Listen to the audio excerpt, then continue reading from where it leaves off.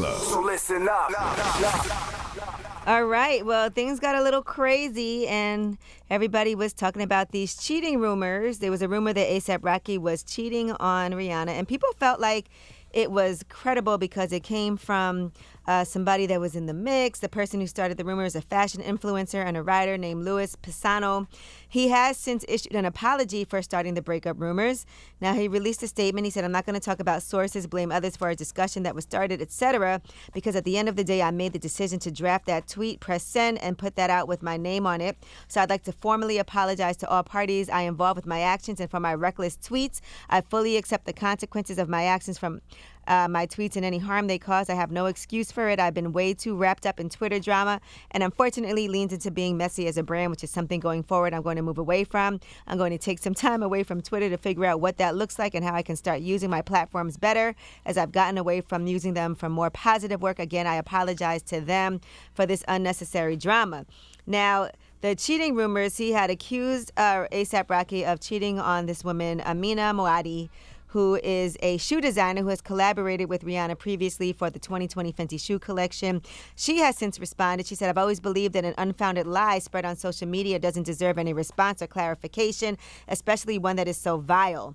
I initially assumed that this fake gossip fabricated with such malicious intent would not be taken seriously.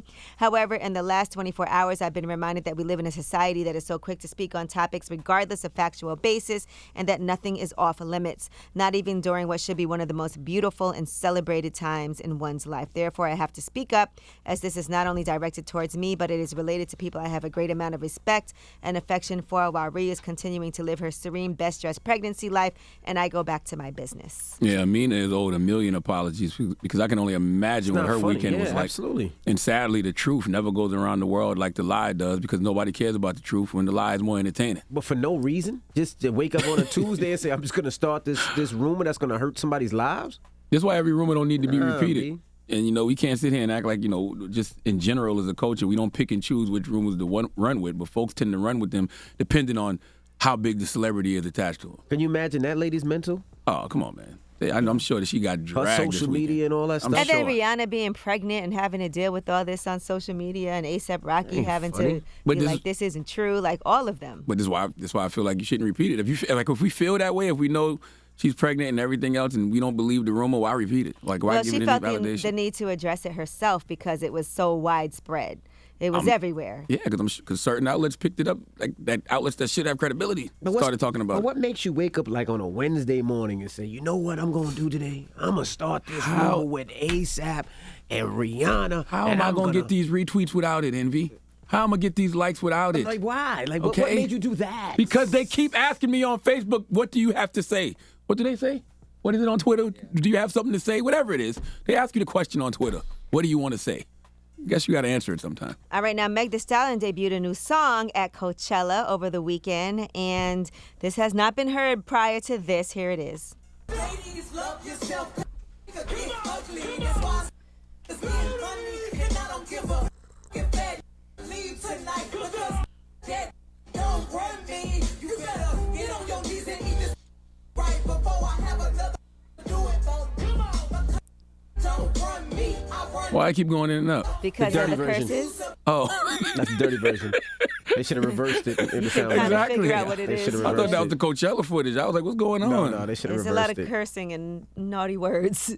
But yes, so there you go. That was actually trending over the weekend. Little Kim's name was trending along with this as well. Man, why was Little Kim's name trending? I think because you hear the way she starts it off, it kind of sounds like has Little Kim's version. Yeah. It was giving props, I'm shocked that it took someone 27 years to rap over one of the greatest R&B remixes of all time. Personally, my favorite R&B remix of all time, Jodeci Freakin' You remix featuring Raekwon the Chef and Ghostface Killer. Mm-hmm. Now, also, Isaiah Rashad was performing at Coachella, and he did put up a pre-recorded film before his performance, a collage of media footage and audio, and people reacting to a video of him leaked this year where they show him being intimate with other men, and here is what he posted, or he showed. Isaiah Rashad, rapper on TDE, recently had a video get leaked with him and two men. Purpose of doing that was to try to embarrass him. But, however, it backfired. when his video leaked, his streams and everything went up. He's up on the charts now. All right, so during the set, he also thanked his fans for their messages of positivity. He said they kept him alive these last couple of months. Hey, I see all the messages and all that all the positivity. Y'all niggas kept me alive these last couple of months. I'm dropping the clues bombs for Isaiah Rashad. The man's living his life. Nothing wrong with that. All right, but I guess people were trying to use that against him, trying to out him, embarrass him, and didn't work like that. All right, well, that is your rumor reports. All right, thank you, Miss Yee. Charlamagne, who you giving that donkey to? Hey, man, 4 after the hour, let's talk boundaries, okay? And what happens when those boundaries are violated. There is a price to that. We'll discuss 4 after the hour. We'll get to that next. It's The Breakfast Club. Good morning.